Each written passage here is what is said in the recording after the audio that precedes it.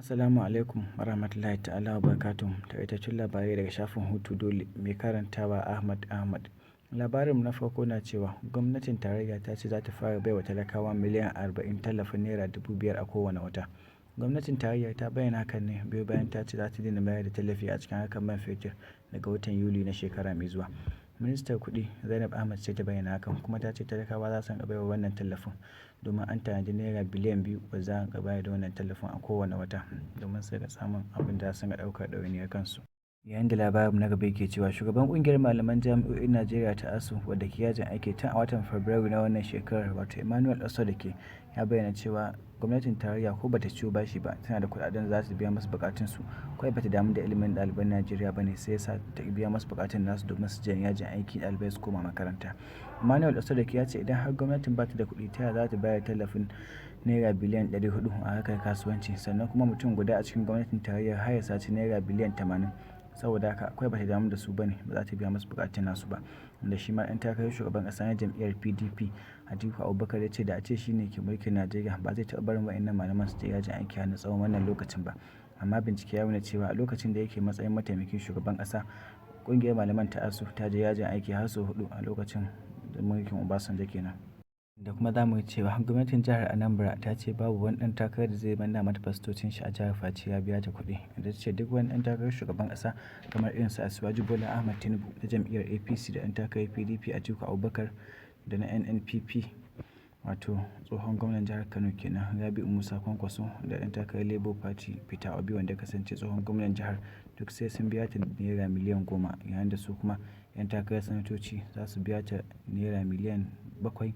sannan kuma 'yan majalisa za su biya naira miliyan 5 sannan ta ce hatta masu manna fastoci a jikin mota su ma za su biya naira miliyan 100 domin ba za ta taɓa barin wani manna mata fastocin shi a jihar sa ba tare da ya biya ta kuɗi ba. Yayin da labarin na gaba yake cewa 'yan bindiga sun sako mutane 35 da suka garkuwa da su a Millennium City da ke karamar hukumar Cikun a jihar Kaduna. 'Yan bindigar sun sako wayannan mutanen ne a ranar 13 ga watan Agusta wato Asabar kenan inda shugaban haɗakar jami'ai ya tabbatar da wannan sakin nasu wato Uwasi Nusa. Amma duk da haka 'yan bindigar sun riƙe wani mutum guda a cikin mutanen sun ce sai iyalansa sun siya masu babura guda 2 sannan za su sako shi. Labarin na gaba ke cewa shugaban kungiyar kwadago ta ƙasa Ayuba ya ciki gwamnonin da suka baiwa shugaba Buhari shawarar cewa ya sallami dukkan wani ma'aikaci da yake da shekara 50 da ya ce wannan shawarar ta san bata dace ba amma idan har suna so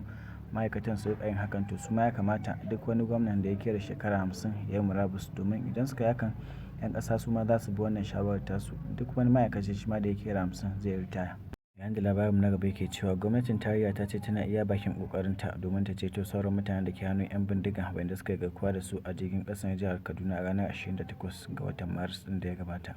Inda mai magana da yawun shugaban ƙasa Muhammadu Buhari Garba Shehu ya bayyana cewa shugaban 'yan ta'addan da suka garkuwa da su ya ce a sako masa matarsa mai ciki da ke cikin gidan kurkuku kuma gwamnatin tarayya ta sako masa wannan matar tasa bayan ta yi ɗawainiyar haihuwarta sannan bayan nan ya sake cewa a sako masa wasu daga cikin yaransu da ke cikin gidan kurkuku su ma gwamnatin tarayyar ta sako su kuma duk da haka ya ci amanar gwamnati ya sako wa'innan mutanen saboda haka Garba Shehu ya ce bai kamata 'yan Najeriya sun ga cewa gwamnatin tarayyar ba ta iya bakin kokarinta ba domin a tsaye suke domin a ceto wa'innan mutanen.